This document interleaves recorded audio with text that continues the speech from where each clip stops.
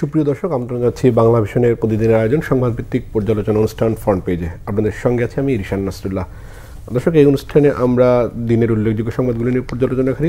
দৈনিক পত্রিকায় যেসব সংবাদ প্রচারিত হয় সেগুলো নিয়ে আর আলোচনার জন্য আমার সঙ্গে স্টুডিওতে রয়েছেন মোহাম্মদ রাশেদ খান, সাধারণ সম্পাদক, গণ অধিকার পরিষদ। আপনাকে স্বাগত জানাচ্ছি। আমরা আলোচনা করব, তবে আমরা এটা হেডলাইনগুলো পড়ে নিই। আজকে দৈনিক পত্রিকার উল্লেখযোগ্য সংবাদগুলোর মধ্যে রয়েছে প্রথম আলো, ভোটের আগে সনদের পূর্ণ বাস্তবায়ন প্রশ্নে মতভিন্নতা, জুলাই জাতীয় সনদ প্রসঙ্গে।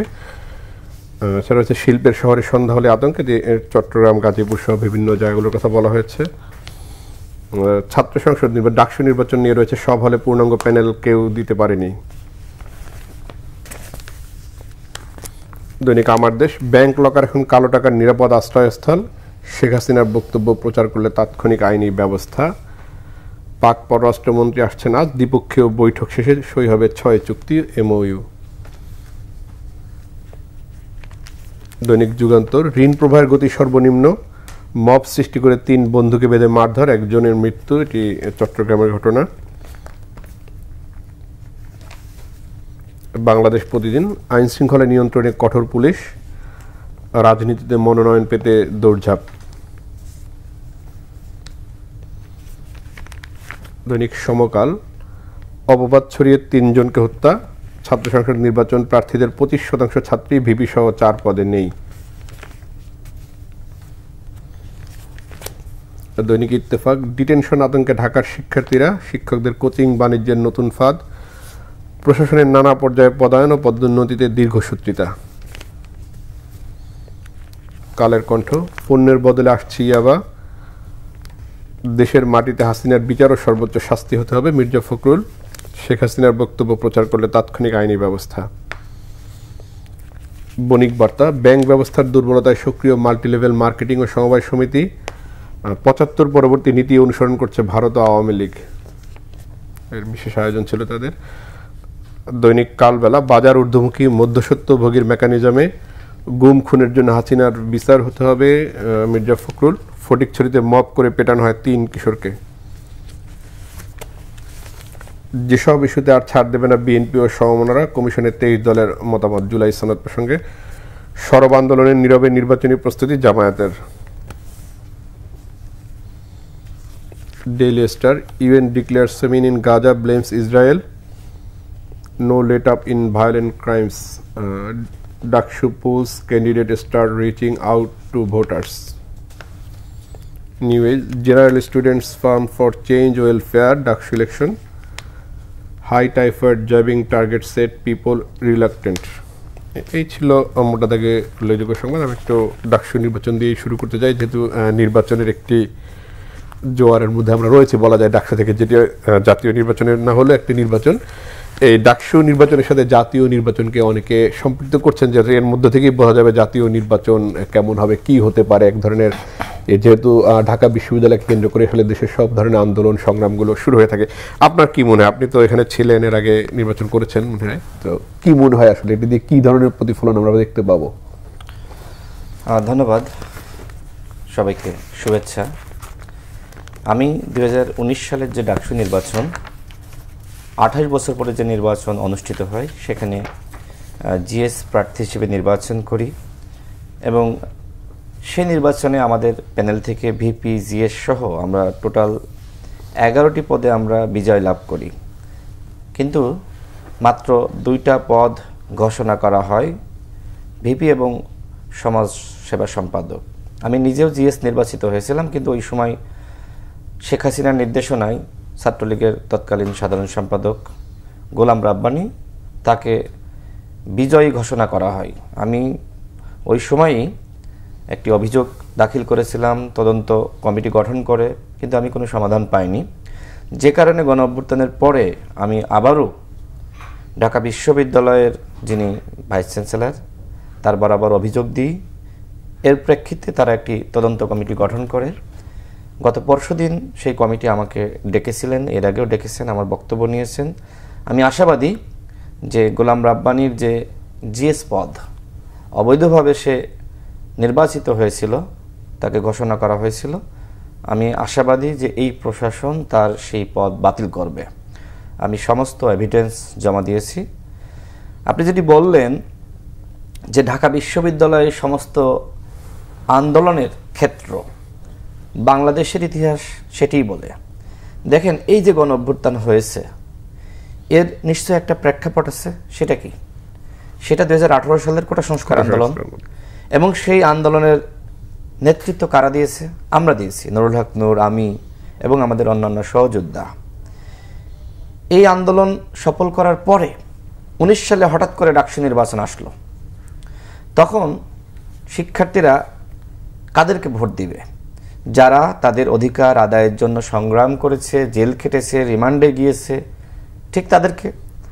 এবং সেই প্যানেল ছিল আমাদের প্যানেল একমাত্র, দ্বিতীয় কোনো প্যানেল আমাদের আশপাশে আসলে আমাদের জনপ্রিয়তা, গ্রহণযোগ্যতা, ত্যাগ তার আশপাশে দাঁড়াতে পারেনি, যে কারণে শিক্ষার্থীরা আমাদেরকে ভোট দিয়ে নির্বাচিত করে।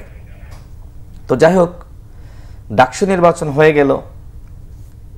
বাংলাদেশের মানুষের সেন্টিমেন্ট, শিক্ষার্থীদের মধ্যে এক ধরনের প্রতিবাদের চেতনা, সেটা কিন্তু ছড়িয়ে পড়ল। কিভাবে? যখন নুরুল হক নূর ডাকসুর ভিপি নির্বাচিত হলো, তখন আমরা ঢাকা বিশ্ববিদ্যালয় ক্যাম্পাসে গণরুম, গেস্ট রুমের বিরুদ্ধে আন্দোলন শুরু করি।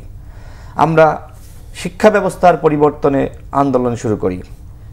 শুধুমাত্র শিক্ষার্থীদের অধিকার না, আমাদের কাছে মনে হলো যে আমাদের যারা পূর্বপুরুষ ছিল তারা কিন্তু 71-এর মহান মুক্তিযুদ্ধ করেছে, 90-এর স্বৈরাচার বিরুদ্ধে আন্দোলন করেছে। হাসিনা তো স্বৈরাচার, ওই সময় কিন্তু তাকে স্বৈরাচার বলা যেত না। তো আমরা তো বুঝতাম, জানতাম, সুতরাং আমাদেরকে শূন্য থেকে শুরু করতে হবে। এই বিশ্ববিদ্যালয় যদি না জাগে, হাসিনার পতন হবে না। সেই সময় আপনি দেখেছেন বুয়েটের শিক্ষার্থী যখন আবরার ফাহাদকে নির্মমভাবে হত্যা করা হয়, পিটিয়ে, ঢাকা বিশ্ববিদ্যালয় থেকে নুরুল হক নূরের নেতৃত্বে, সেই সময় ভিপি, আমরা মিছিল বের করি। আমরা সন্ত্রাস বিরোধী ছাত্র ঐক্য গঠন করি হাসিনার অন্যায় অপরাধের বিরুদ্ধে সংগ্রাম করার জন্য। এছাড়া যখন ভারতে মুসলিমদেরকে যখন নানানভাবে নিপীড়ন করা হচ্ছে নরেন্দ্র মোদী সরকার, তখন আমরা সেই প্রতিবাদ ঢাকা বিশ্ববিদ্যালয় থেকে করি। যে কারণে ডাকসুতে নুরুল হক নূরের রুমে আমাকে, নুরুল হক নূরকে, আমাদের অন্যান্য সহযোদ্ধা যারা ছিল তাদেরকে হত্যা চেষ্টা করা হয়। অর্থাৎ আমরা একদিকে হাসিনার বিরুদ্ধে লড়াইটা শুরু করলাম, মানে জাস্ট শুরু হয়েছে। অন্যদিকে এই যে হাসিনাকে টিকিয়ে কে রাখছে? নরেন্দ্র মোদী বা ভারত। যে কারণে আমরা ভারতীয় আধিপত্যবাদের বিরুদ্ধে সংগ্রাম শুরু করলাম। মানে আমরা দুইটা আন্দোলন একসাথে শুরু করলাম। এরপরে যারা আই হেট পলিটিক্স বলতো, যে সকল তরুণরা, তাদের মধ্যে এক ধরনের মানে সচেতনতা তৈরি হলো যে নূর ভাই, রাশেদ ভাই, তারা তো ঢাকা বিশ্ববিদ্যালয় ক্যাম্পাসে একের পর এক মার খাচ্ছে, তারপরেও তো তারা ঘুরে দাঁড়াচ্ছে, আমাদেরকে এই লড়াইয়ে যুক্ত হবে। আপনি নিশ্চয়ই স্মরণ করতে পারবেন যে একসময় কিন্তু বাংলাদেশের শিক্ষার্থীরা বলা শুরু করেছিল, এমনকি যারা তরুণ, আই হেট পলিটিক্স, পলিটিক্স ভাল লাগে না। তো ওই আই হেট পলিটিক্সকে আমরা পরিবর্তন করে আই লাভ পলিটিক্স এইটাতে রূপান্তরিত করেছি। আমাদের যে দীর্ঘ সংগ্রাম আপনি দেখেছেন, অন্যান্য দল যখন মাঠে নামতে পারেনি তাদেরকে হামলা করা হয়েছে, নেতাদেরকে গ্রেপ্তার করা হয়েছে, গুম করা হয়েছে, খুন করা হয়েছে। কিন্তু ওই যে ঢাকা বিশ্ববিদ্যালয় থেকে আমরা 18 সাল থেকে শুরু করলাম, এই যাত্রা 24 সাল পর্যন্ত চলল ধারাবাহিকভাবে। কেউ মাঠে নামুক আর না নামুক, আমরা নেমেছি। এমনকি 24 সালের নির্বাচনের আগে একমাত্র দল, আমি চ্যালেঞ্জ করে বলতে পারি, একমাত্র দল পল্টনে স্লোগান দিয়েছে, হাসিনা মোদির নির্বাচন বর্জন করো জনগণ।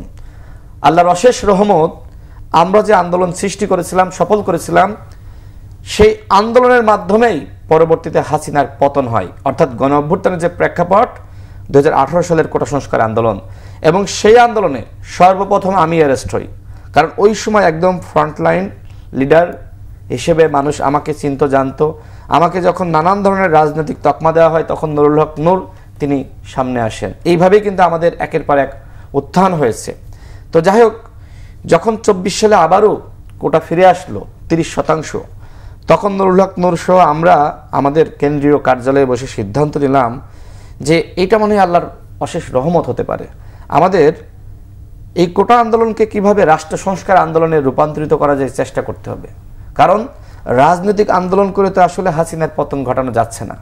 আর বিএনপির সাথে যেহেতু আমাদের যুগপৎ আন্দোলনের সম্পর্ক ছিল, সেই জায়গা থেকে বিএনপির একদম টপ নেতৃত্ব জনাব তারেক রহমান থেকে শুরু করে স্থায়ী কমিটি যারা আছে, সবার সাথে আমার বা আমাদের সংগ্রামী সভাপতি নুরুল হক নূরের ঘনিষ্ঠ সম্পর্ক, যে কারণে আমরা বিএনপিকে রিস্ক করলাম যে কোটা ফিরে এসেছে, এই আন্দোলন কাজে লাগাতে হবে, আপনারা চিন্তা করেন। অন্যান্য দলের সাথেও কথা বললাম, যেহেতু 18 সালের কোটা আন্দোলনের একমাত্র লিগাসি আমরা বহন করি, আমরাই আন্দোলন সফল করেছি, আমরাই আন্দোলন তৈরি করেছি, নেতৃত্ব দিয়েছি।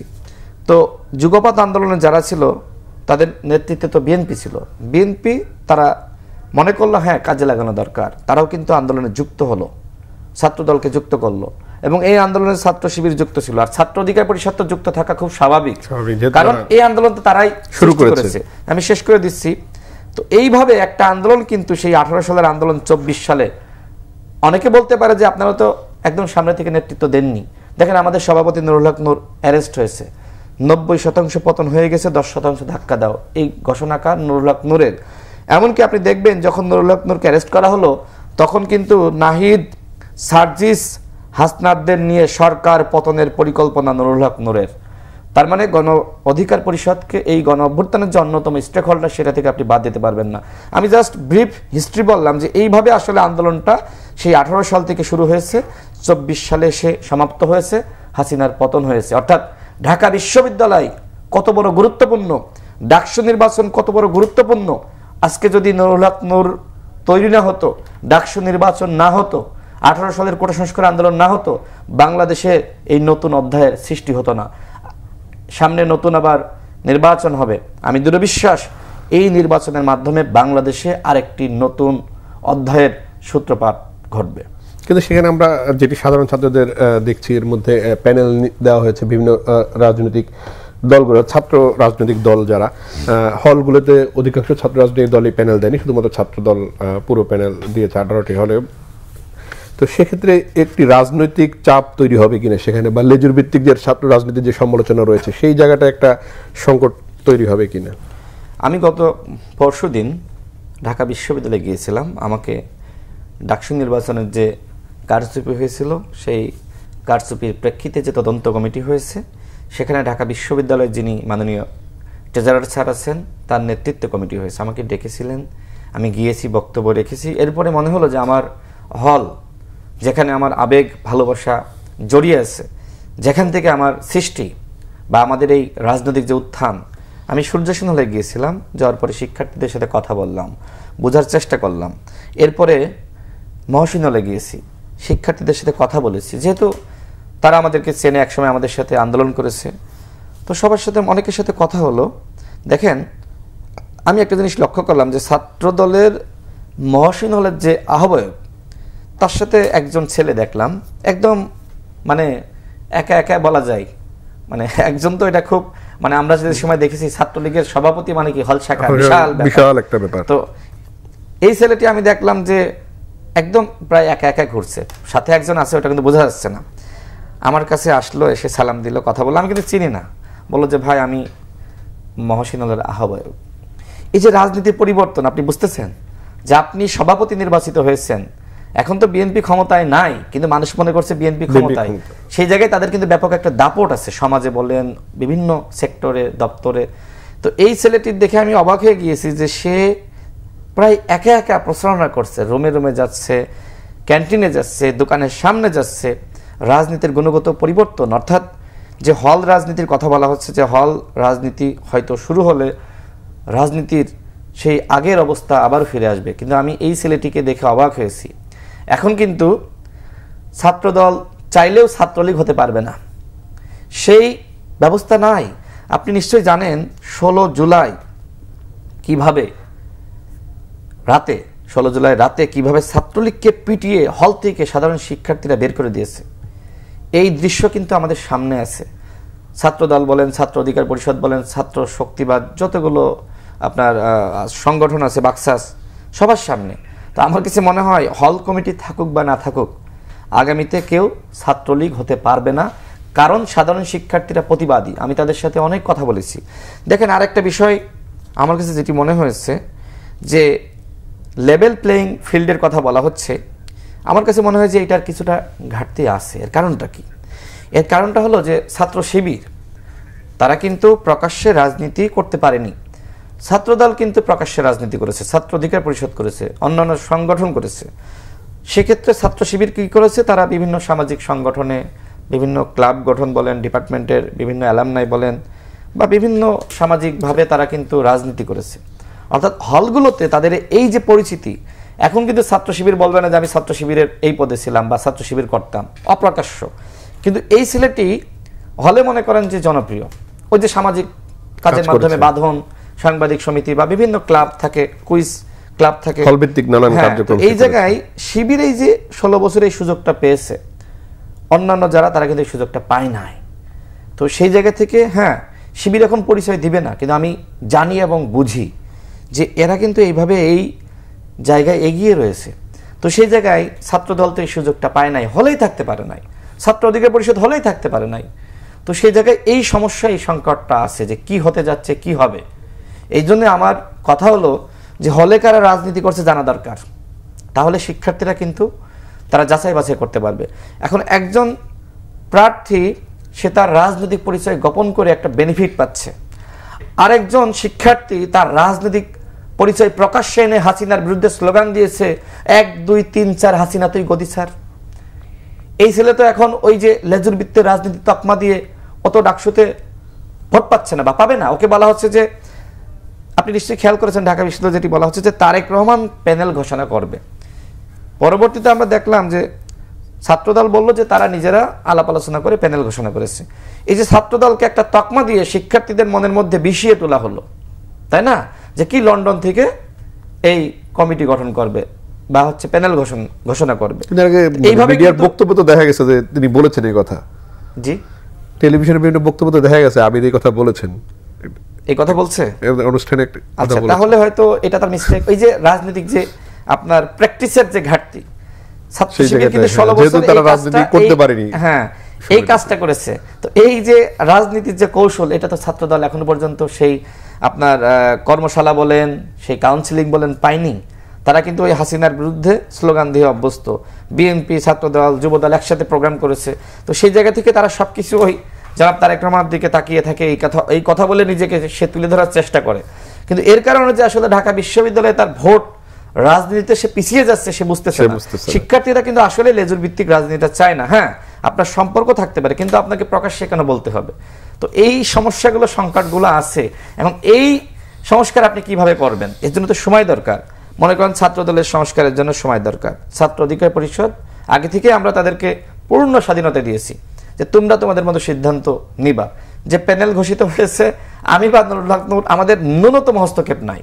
আমরা চাই যে ছাত্র সংগঠনগুলোর সাথে দলগুলোর একটা ভ্রাতৃপ্রতিম সম্পর্ক থাকতে পারে, কিন্তু ছাত্র সংগঠনগুলোকে পেশি শক্তির মতন ব্যবহার করা, এটা আসলে অনাকাঙ্ক্ষিত। এটা করা যাবে না। এটা করলে যেটা হয় যে শিক্ষার্থীরা কিন্তু এক ধরনের ভয় পায়, আতঙ্ক সৃষ্টি হয় যে এই বুঝি হলো ছাত্র সংগঠনগুলো মাসুল হিসেবে আবারও ছাত্রলীগের রূপে ফিরে আসলো। তো আমি আশাবাদী যে এই ডাকসু নির্বাচন ভালো হবে, তবে এই কারণগুলোর কারণে আসলে লেভেল প্লেয়িং ফিল্ডটা নাই। এই জায়গাগুলোতে শিবির নানান কৌশলে নানানভাবে তারা কিন্তু এগিয়ে রয়েছে। তো এই জায়গায় আসলে ছাত্রদল কি ধরনের পলিসি নিবে, ছাত্র অধিকার পরিষদ কিভাবে পলিসি নিবে, বাকসাস কিভাবে নিবে, ছাত্র ইউনিয়ন কিভাবে নিবে, সেটাও আমাদের ভাবার সময় এসেছে। অন্যথায় রাজনৈতিক পরিচয়ে আপনি হেরে যাচ্ছেন, আর কেউ রাজনৈতিক পরিচয় না দিয়ে সামাজিক সাংস্কৃতিক সংগঠন করে সে কিন্তু এগিয়ে থাকছে। এটা আসলে আমাদের দুশ্চিন্তার একটি বিষয় বলে আমি মনে করি। যে আমরা একটু জাতীয় নির্বাচনের দিকে ফিরতে চাই। ঐক্যমত্য কমিশনে রাজনৈতিক দলগুলো বিভিন্ন মতামত দিয়েছে, তারা সেই জায়গাটা আসলে জাতীয় নির্বাচনকে কেন্দ্র করে যে ঐক্যমত হওয়া দরকার সেটি আসলে হয়েছে কিনা? দীর্ঘদিন আপনারা তো নানান বৈঠকে গিয়েছেন সরকারের সাথে। দেখেন, এই যে রাজনৈতিক ঐক্যমত, এটা মোটামুটি আমার কাছে মনে আছে। আমরা সবাই কিন্তু আওয়ামী লীগের যে আধিপত্যবাদ এবং ভারতের সহযোগিতায় আওয়ামী লীগের যে এক ধরনের ফ্যাসিবাদ বাংলাদেশে প্রতিষ্ঠা, অর্থাৎ আওয়ামী লীগ এবং ভারত, এই প্রশ্ন মীমাংসিত এবং এই ব্যাপারে ফ্যাসিবাদ বিরোধী সমস্ত শক্তি কিন্তু এক। সেটা বলেন বিএনপি বলেন, গণ অধিকার পরিষদ বলেন, এনসিপি বলেন, জামাত বলেন, অর্থাৎ আমরা জাতীয় ঐক্যমতের বা রাজনৈতিক ঐক্যমতের জায়গায় আছি। কিন্তু আমাদের ভিতরে রাজনৈতিক প্রতিযোগিতা আছে। আগামীতে ক্ষমতায় কে যাবে? বিএনপি চাচ্ছে যে তারা ক্ষমতায় যাবে, জামাত চাচ্ছে যে বিএনপিকে ভিলিফাই করে আমরা ক্ষমতায় যাব। আমাদের দল গণ অধিকার পরিষদ, আমরা মনে করছি আমরা ক্ষমতায় যাব। আবার এনসিপি মনে করছে যে আমরা তো কিছুদিন আগেই বৈষম্য বিরোধী পরিচয়ে হাসিনার পতন ঘটিয়েছি, সামনে থেকে নেতৃত্ব দিয়েছি। হ্যাঁ, পিছনে জামাত ছিল, বিএনপি ছিল, গণ অধিকার পরিষদ, সমস্যা নাই, সামনে তো আমরা ছিলাম। সুতরাং ক্ষমতার মূল ভাগিদার আমরা, যেটা তারা নিয়েছে অবশ্যই, তারা একটি অন্তর্বর্তীকালীন সরকার গঠন করেছে। এই সরকার তো তাদের মানতে হবে, এনসিপি সরকার, কিন্তু অন্যরা তো সরকার গঠন করতে পারেনি। এই প্রতিযোগিতার কারণে এনসিপি চাচ্ছে যে আমি আবারও ক্ষমতায় আসতে চাই, বিএনপি তো ক্ষমতায় আসার দাবিদার, জামাত দাবিদার বা আমরা দাবিদার। এই কারণে যে বক্তব্যগুলো খেয়াল করবেন যে বিএনপিকে ঘায়াল করছে জামাত, আবার জামাতকে ঘায়াল করছে বিএনপি, আবার আমরা খেয়াল করছি বিএনপি জামাতকে, মানে এই ত্রিমুখী বলেন চতুর্মুখী বলেন প্রতিযোগিতা শুরু হয়েছে। এটাকে নেগেটিভভাবে দেখার সুযোগ নাই, এটা প্রতিযোগিতা। কিন্তু এই প্রতিযোগিতা অবশ্যই সুস্থ হতে হবে। অসুস্থ মস্তিষ্ক নিয়ে আমি কাউকে ভিলিফাই করব, কাউকে আমি ছোট করব, খাটে করব, কাউকে রাজনীতি থেকে আমি মাইনাস করব, সেই চিন্তা যেন আমাদের মধ্যে না থাকে। আমরা আওয়ামী লীগকে রাজনীতি থেকে আমরা একদম ভিলিফাই করেছি, মাইনাস করেছি। এখন যদি চিন্তা থাকে যে বিএনপিকে মাইনাস করব, গণ অধিকার পরিষদকে মাইনাস করব বা জামাতকে মাইনাস করব, এটা কিন্তু ঠিক হবে না। বরং রাজনৈতিক প্রতিযোগিতা শুরু হোক, তুমি আমার সমালোচনা করবা, আমি তোমার সমালোচনা করব, সেটা হইতে হবে গঠনমূলক। এখন যে সংকট এবং সমস্যা শুরু হয়েছে, আমরা গঠনমূলক সমালোচনা না করে আমরা এখন এক ধরনের ইত্রামিতে আমরা নিয়োজিত হয়েছি, আমরা চরিত্র হননে নিয়োজিত হয়েছি। কাউকে বলা হচ্ছে র এজেন্ট, কাউকে বলা হচ্ছে আওয়ামী লীগের এজেন্ট, কাউকে বলা হচ্ছে মুজিববাদের এজেন্ট, নানান ধরনের তকমা দেওয়া হচ্ছে। আরে ভাই, যে আমরা কিছুদিন আগে সবাই মিলে হাসিনাকে ধাক্কা দিয়ে দিল্লি পাঠিয়েছি, সেই আমরা কিভাবে রয়ের এজেন্ট হই, সেই আমরা কিভাবে মুজিববাদের এজেন্ট হই, এটা তো আমাদের ভাবা দরকার। অর্থাৎ এই চিন্তাগুলো মাথায় রেখেই সমালোচনা করা দরকার যে বিএনপি এই ভুল করছে। বিএনপির ভুল নিয়ে আপনি সমালোচনা করবেন না? অবশ্যই বিএনপির নেতাকর্মীরা যে ভুল করবে সেই ভুল নিয়ে সমালোচনা আমাদের করা উচিত, কারণ সমালোচনা করলে সে কিন্তু শুধরিয়ে যায়। আমি নিজেও যখন দেখি আমার একটা ভুলের কেউ সমালোচনা করছে, আমি এইটা আর করি না পুরোপুরি। আমার এখান থেকে একটা শিক্ষা হয়েছে। জামাত যে ভুল করছে, দেখেন ৭১ নিয়ে আপনি জামাতকে প্রশ্ন করবেন না? এখনো পর্যন্ত জামাত প্রকাশ্যে ৭১-এর যে প্রশ্ন, সেটা কিন্তু তারা মীমাংসা করে নাই। জামাতের আমির একটা কথা বলেছে যে ৪৭ থেকে এই পর্যন্ত যারা আমাদের আচরণে দুঃখ পেয়েছেন, আমরা তাদের কাছে ক্ষমা চাই। ৭১ বলতে সমস্যা কি? আপনি বলেন স্পষ্টভাবে যে ৭১-এ আমাদের রাজনৈতিক ভুল সিদ্ধান্ত ছিল, আমাদের পূর্বপুরুষরা, আমাদের এই দলের ওই সময়কার নেতারা ভুল সিদ্ধান্ত নিয়েছে। আমরা এই ভুল সিদ্ধান্তের সাথে আমরা থাকতে পারি না। আমরা এখন ক্ষমা চাই, জাতির কাছে ক্ষমা চাই। এই বাংলাদেশে আমরা রাজনীতি করতে চাই স্বাধীনতাকে বিশ্বাস করে। এখন এই কথা জামাত কেন স্পষ্টভাবে বলে না? জামাত যেহেতু স্পষ্টভাবে বলছে না, আপনাকে তো এটা জামাতের উপর চাপ সৃষ্টি করতে হবে। জামাত আপনি স্পষ্টভাবে বলেন, ক্ষমা চান। এই সমালোচনাগুলো যৌক্তিক এবং এইগুলো জামাতকে মানতে হবে। তো যাই হোক, এখন ঐক্যমত কমিশন, তারা আমাদের রাজনৈতিক ঐক্যমতের জন্য কাজ করছেন, কিন্তু আমার কাছে মনে হয় এই ঐক্যমত কমিশন যে ২ মাসের আলোচনা করলো, যতটা না আসলে ঐক্যমত গঠন করতে পেরেছে, তার থেকে বেশি চা নাস্তা খাওয়ায় পেটটা মোটা করতে পেরেছে, বুবে খাওয়াইছে এক প্রকার বলা যায়। তো আমার কাছে মনে হয় যে রাজনৈতিক দলগুলোকে এখন আসলে এই জুলাই সনদ নিয়ে যে ধরনের একটা সংকট সৃষ্টি হতে যাচ্ছে, কেউ স্বাক্ষর করবে, কেউ স্বাক্ষর করবে না। এখন স্বাক্ষর যদি আপনি না করেন, তাহলে লাভ টাকার, হাসিনার লাভ, ভারতের লাভ। হাসিনা এবং ভারত কি চাই? তারা চায় আমাদের ভিতরে সংকট এবং সমস্যা বাড়ুক, আমরা বিভাজিত হয়ে যাই। বিএনপি নির্বাচনে যাবে, গণ অধিকার পরিষদ নির্বাচনে যাবে, এনসিপি জামাত নির্বাচনে যাবে না। তাহলে কি হবে? এনসিপি জামাত আন্দোলনে যাবে, ইসলামী আন্দোলনে যাবে, এর মাঝখানে তাদের সাথে যুক্ত হবে কে? আওয়ামী লীগ। অর্থাৎ আওয়ামী লীগের ফিরিয়ে আনার জন্য কিন্তু আমরা ভুল করতেছি। এই জন্য আমি দলগুলোকে বলবো, আমাদের উচিত ছাড় দিয়ে হলেও জুলাই সনদে স্বাক্ষর করা। এখন আসি, জুলাই সনদের আইনগত ভিত্তি কি হবে? এটা নিয়ে অনেকে নানান ধরনের প্রশ্ন করছে। দেখেন, এটা অধ্যাদেশের মাধ্যমে হইতে পারে, কিন্তু অধ্যাদেশ তো দুর্বল। পরবর্তী সংসদে যদি এইটা ৩০ দিনের মধ্যে আলোচনা হয়ে মীমাংসিত না হয়, তাহলে তো এটা বাতিল হয়ে গেল, তাই না? তো অনেক ধরনের সমস্যা আমাদের সামনে আছে। এই জন্য আমি বিএনপিকেও বলতে চাই, অন্য দলগুলোকে বলতে চাই যে কিভাবে জুলাই সনদের একটা আইনগত ভিত্তি দেওয়া যায়, কতটুকু দেওয়া যায়, সেইটা আলোচনার মাধ্যমে আমাদের একটা মীমাংসার জায়গায় আসা উচিত। আমাদের খেয়াল রাখতে হবে যে ৭১ আমাদের স্বাধীনতা আমরা অর্জন করেছি, কিন্তু ৭১-এর পরে যতগুলো আন্দোলন হয়েছে, সেটি ৯০ বলেন, সেটি সেনা সমর্থিত ফখরুদ্দিন মঈনুদ্দিনের বিরুদ্ধে আন্দোলন বলেন, সেটি এই 24-এর গণ অভ্যুত্থান বলেন, এইগুলো স্বাধীনতা রক্ষার আন্দোলন। অর্থাৎ 71 আমাদের স্বাধীনতা অর্জনের আন্দোলন, 24 আমাদের রক্ষার আন্দোলন। এই 71-এর পরে বাংলাদেশে যতগুলো আন্দোলন হয়েছে সব থেকে বড় আন্দোলন, বড় গণ অভ্যুত্থান এবং সব থেকে বেশি ত্যাগ স্বীকার করতে হয়েছে কিন্তু 24-এ। তার মানে 71-কে অবশ্যই স্মরণ করতে হবে, কিন্তু 24-কে বাদ দিয়ে নয়। আবার আপনার মানে 24-কে আপনি খাটো করবেন সেটিও না, আবার 71-কে খাটো করবেন সেটিও না, দুইটাকেই আমাদের মর্যাদা দিতে হবে। হ্যাঁ, হয়তো ত্যাগ কম বা বেশি থাকতে পারে, কিন্তু এই যে গণতান্ত্রিক রাষ্ট্র, ন্যায় বিচারের রাষ্ট্র, মানবিক রাষ্ট্র, সাম্যের রাষ্ট্র গঠন করার জন্য 24-এর যে লড়াই, এইটাকে কোনোভাবেই খাটো করে দেখার সুযোগ নাই। এটা আমাদের জুলাই বিপ্লব, জুলাই অভ্যুত্থান, এইটার যে মাহাত্ম্য, এটার যে মহিমা, সেটাকে ধারণ করে আগামীর রাজনীতি করতে হবে। এইটাকে বাদ রেখে আগামীতে কেউ রাজনীতি করতে পারবে না। এই জন্য আমাদের সবার উচিত আবু সাঈদ, মুগ্ধ, ওয়াসিমরা যে ত্যাগ স্বীকার করেছে, সেই ত্যাগের মূল্যায়ন করা জুলাই সনদে স্বাক্ষর করার মাধ্যমে। যদি আমরা স্বাক্ষর না করি, যদি আমরা বাংলাদেশকে একটি সংকটের দিকে নিয়ে যাই, ওই হাসিনা কিন্তু দিল্লি বসে বলছে আমি এখনো প্রধানমন্ত্রী, হাসিনা কিন্তু আবারও প্রধানমন্ত্রী হবে। তখন কিন্তু এই আমরা যারা ফ্যাসিস্ট বিরোধী শক্তি, বিএনপি বলেন, জামাত বলেন, গণ অধিকার পরিষদ বলেন, এনসিপি বলেন, কারোর পিঠের চামড়া থাকবে না। সুতরাং সমালোচনা, আলোচনা সহনশীল মাত্রায়, কিন্তু জুলাই সনদে আমাদের স্বাক্ষর করতে হবে এবং আগামী নির্বাচনে প্রত্যেকটা দলকে অংশ নিতে হবে। নির্বাচনে যে অংশ নিবে না, আমি মনে করি সে ফেসিবাদের নব্যদশরে রূপান্তরিত হবে, কারণ সে ফেসিবাদকে ফিরিয়ে আনার সুযোগ তৈরি করে দিবে। আমরা একদম শেষ দিই, আমরা যদি 1 মিনিটের মধ্যে একটু শেষ করেন যে নির্বাচন নিয়ে কোনো সংকট দেখছেন কিনা, যেহেতু ঐক্যমত কমিশনের দীর্ঘ বৈঠক হয়েছে, আমাদের মাঠ পর্যায়ে হিসাব নিকাশ করে আইন শৃঙ্খলা পরিস্থিতির অবনতি আমরা তো নিয়মিতই দেখছি। দেখেন, নির্বাচনের জন্য নির্বাচনের পরিবেশ খুব গুরুত্বপূর্ণ। অন্তর্বর্তীকালীন সরকার অনেক দিকে মনোযোগ দিয়েছে, কিন্তু নির্বাচনের পরিবেশ তৈরি করার দিকে তারা মনোযোগ দেয়নি। আপনি নিশ্চয়ই খেয়াল করেছেন, বিএনপির সিনিয়র যুগ্ম মহাসচিব জনাব রুহুল কবির রিজভী বলেছেন যে এই ফ্যাসিবাদী সিস্টেম, আওয়ামী লীগের পুলিশ, আওয়ামী লীগের সচিব, আওয়ামী লীগের ডিসি, আওয়ামী লীগের এসপি, এদেরকে স্বপদে বহাল রেখে, অর্থাৎ হাসিনার ওই ফ্যাসিবাদী সিস্টেম স্বপদে রেখে বাংলাদেশে অবাধ, সুষ্ঠু, নিরপেক্ষ নির্বাচন সম্ভবপর নয়। হাসিনার ডিসিরা, এসপিরা, বান্ধবীরা, বন্ধুরা এই নির্বাচন হইতে দিবে না।